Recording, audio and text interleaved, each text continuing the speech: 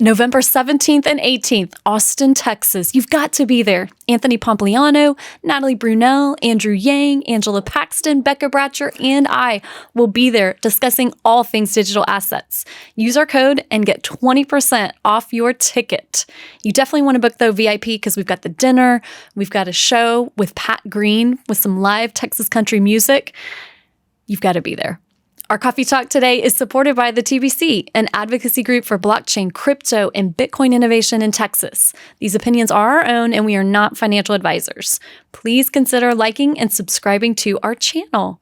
Becca, you've just returned back from Edinburgh. You were at the Bitcoin Collective. How was that? Yes, Lee was a speaker there, so I tagged along. It was awesome. They did an amazing job organizing the conference, and it was lots of fun. We met tons of just really wonderful Bitcoiners, and it was a much smaller group than like maybe what you are used to here. And so it was just kind of fun because you could easily chat with people and kind of hear what they were about. And Peter McCormick was there. There was a couple other people that we've met. So it was just a lot of fun. Peter McCormack is coming to our summit as well. Yes, he's based over there, correct? Out of the UK? Yes, he does live there. Yeah. Oh, and Natalie Brunell, John Duffy, the organizer of the Bitcoin Collective, he'll be here at our summit as well. Just super nice, really amazing people. So neat. Yeah.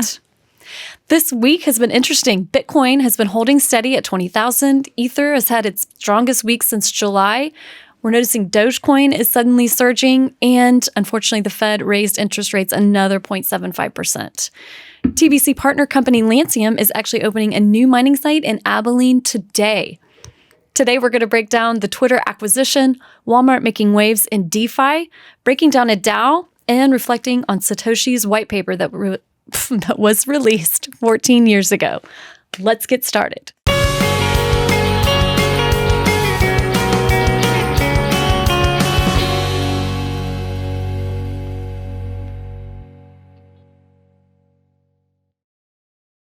Yes, so you probably already heard, but Elon Musk officially bought Twitter. And you're probably like, why are you talking about this? How does this relate to anything in the crypto world or Bitcoin? So Binance, one of the world's largest exchanges, invested over $500 million in the deal to make it happen because they want to be part of it. Elon Musk has made his opinion on free speech pretty clear. He's said publicly that there's a need for media, especially social media, that promotes free speech. You know, they don't want people to be necessarily blocked or silenced. So it's widely known that this influenced his decision to purchase a social media platform. And so far, he's made a few changes, obviously fired all the executives. Big changes, big moves there. He also said that he might be charging a $8 a month fee to be a verified user, which would be honestly pretty great. I feel like even this morning, Lee found another fake account with him that had 2,000 followers or over that. And it's just not helpful. So anyway, he wants to integrate payments, crypto payments, and of course, promote free speech. There's a lot to be said about the purchase, many opinions stating the good, the bad, the ugly, kind of lots of curiosity too around what is he going to do? He posted a picture of the Shiba Inu dog, which is the Doge mascot. And I'm just wondering how much that's affecting the Doge pump that's happening. Anyway, also have some interesting facts about Elon Musk that I found just to be I had no idea about. Do you want to guess how old he is? I'm going to say, my gut tells me he's around my age, 40s. Oh, okay. So he is 51. Okay. I thought he was way older than that. I was surprised that he was only 51, to be honest. He is South African, and he has at least 7 children. There was some theories that maybe he has more. He just lived such a private life for a long time that people aren't totally sure.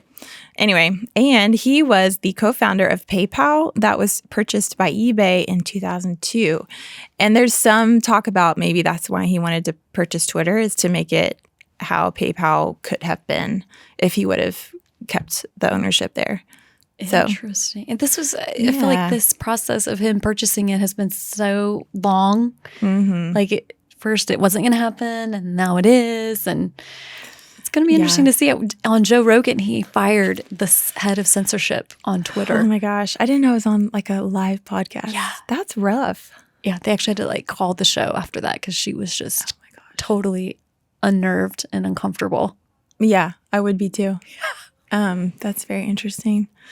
Man, yeah, I mean, it's hard because like you can see the value in like, you know, misinformation being blocked to some degree, but it's so hard to know where that line is.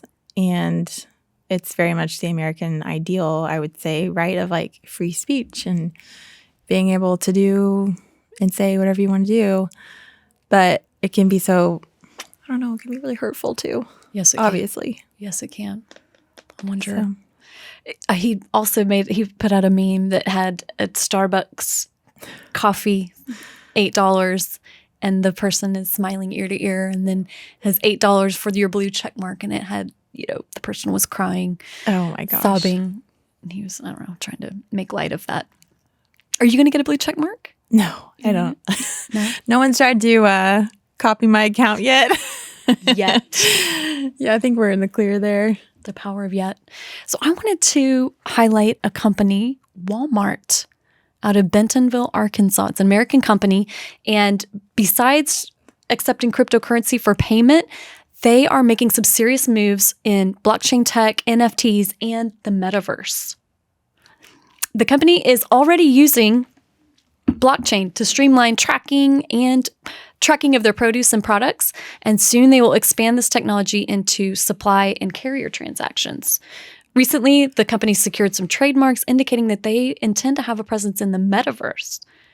And rumor has it that they are going to sell virtual goods and accept crypto and NFTs as payment. Walmart doesn't currently accept Bitcoin directly, but it does have some stores with Bitcoin ATMs. Suresh Kumar is the chief technology operator. He foresees crypto as being an important part of customer transactions, and they are striving to make it user-friendly for the customer before rolling it out. Pretty amazing impact here. Yeah, I had no idea. I haven't heard anything about Walmart being involved in blockchain. It's funny too, because this was the first use case that I ever heard about like blockchain implementation in the real world was like tracking food and supply chain to figure out where salmonella outbreaks came from or whatever, because instead of throwing out, you know, all the romaine lettuce that is in every grocery store, they could track it to a specific location and just throw out that, you know, small size. Anyway, like preventing so much waste. So I wonder if that's what they're doing or what all they have in mind. I could see that. And the CTO, he talks about disruption is about to happen. And I think Walmart really wants to be on the cutting edge of what's going to happen here. Interesting. Hopefully soon. It really does feel like we're on just like the edge of like so much change. It's exciting. Yeah, I can feel it. Yeah.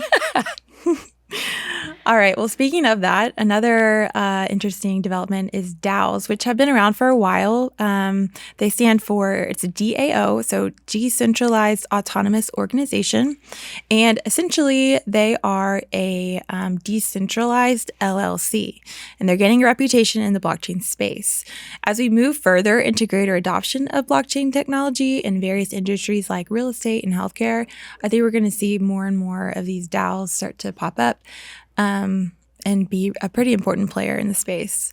So with a DAO, everyone votes on decisions. So instead of there being like one person that's like, you know, the main owner or two owners, it's everyone. So the majority wins. And another key component of DAOs is that everyone is anonymous.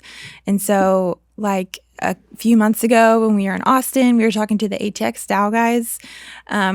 Super cool group, but it was two of them in particular, and they were like, I mean, like, we know we're in the DAO because we've talked about it. I mean, I guess I don't even know if there's a way to verify it. Really, you could just say like, maybe I'm in it. Handshake. Maybe you're in it. Right, the secret something. Anyway, but they're like, but it's so anonymous that we have literally no idea who's in, and so it just creates a space for entrepreneurship, I think, and a leveling of the game that wasn't there before. And I really do hope that they can become, I don't know how secure it is. I'm assuming that they're based on Ethereum, and there's, a few caveats there. So I'm just curious to learn more. I'm excited to hear what they have to say at the summit. I think it's a very interesting development. Yes, it is. You should check out. I got to sit down with a new member, Karen Rolke, and she specializes in DAOs. Okay, where is she based? She's based out of. She's here somewhere close by. Maybe not Dallas, but Carrollton, somewhere one of the satellite cities. And then also the ATX DAO and TBC, we're doing a gala that's coming up on November 15th at the Umlauf Gardens. So, and that's in Austin? Yes. Right before the summit, I guess. Okay. 2 days before summit. So come down early, and it'll be at Umlauf Garden, which is beautiful, like sculptural gardens. It's going to be really, really pretty. Wow, that's exciting. Yes. Also this week, we recognized the 14-year anniversary of Satoshi Nakamoto's white paper titled Bitcoin, a peer-to-peer electronic cash system. It was released in October of 2008, and it begins with a proposition to solve double spending without a third-party intermediary, using coins made from digital signatures. The solution is a distributed, time-stamped ledger where the majority of the players verify and record transactions. Proof of work is described as one CPU equals one vote, and using the SHA-256, there's an incentive to receive the block reward and the transaction fees. So like gold mining, it does require work, but in the form of CPU time and energy expended. Fast forward 14 years, and it's become a $1 trillion market. 4 years ago, the Taproot upgrade made transactions more private and efficient. There are some countries that have adopted it as legal tender. Around 15,000 businesses transact with Bitcoin, and 90% of Bitcoin has been mined. There's also other milestones that we could enumerate, but I wonder, do you think Satoshi Nakamoto, whoever he, she, they are, do you think they knew what a breakthrough technology this would be? I have no idea, and I do hope that maybe one day we can just find out who it is. Obviously, I know everybody probably feels that way, but Bitcoin has to be one of the most ingenious developments ever, and it's exciting to be, I don't know, I wouldn't say we're like early, but we're pretty early in it. And to see, when somebody like gets it, it's, I don't know, somebody tweeted, they're like, once you see it, you can't unsee it. I like that. Love that. Yeah. And I saw also on Twitter, people say that your Bitcoin birthday is not necessarily when the white paper was released, but it's when you had that aha moment and got off zero or, Okay, realized. So one funny thing I just thought of from our time at the Bitcoin Collective in Edinburgh was at the very last session, they were like, okay, we're going to have someone out in the front playing the bagpipes, and we're all going to walk from where the conference was to a cute little pub and end of conference celebration. So it's like, great. And so we're literally all the conference was fairly small. We're all walking on the sidewalk following. Someone had a huge Bitcoin bee. It's like so weird, but we're just like, yeah, this is what we do. And we're like following the girl that was playing the bagpipes. And someone was like, is this a cult? We're like, no, it's normal, right? This is so normal. But it's like such a good, just community. And it's a lot of fun. It's a movement. I agree. I agree. Yeah. Well, we hope you enjoyed the show. Please find us on Instagram. We're at bitcoin.brew, or find us on Twitter at RayBayBecca. I'm at TBC Amy. We've been dropping interviews left and right. We talked about the Karen Rolke. We did CBDCs with Natalie Smolinski. Ryan Park, that one's about to drop, where Upbring is using crypto donations and blockchain technology in a really neat, innovative way. So check that out. And we can't wait to see you in Austin. Hey, it's Amy with the Texas Blockchain Council. Thanks for watching. We've got more great content. Subscribe here. Like here. What am I even pointing at? Nobody knows. See you next time.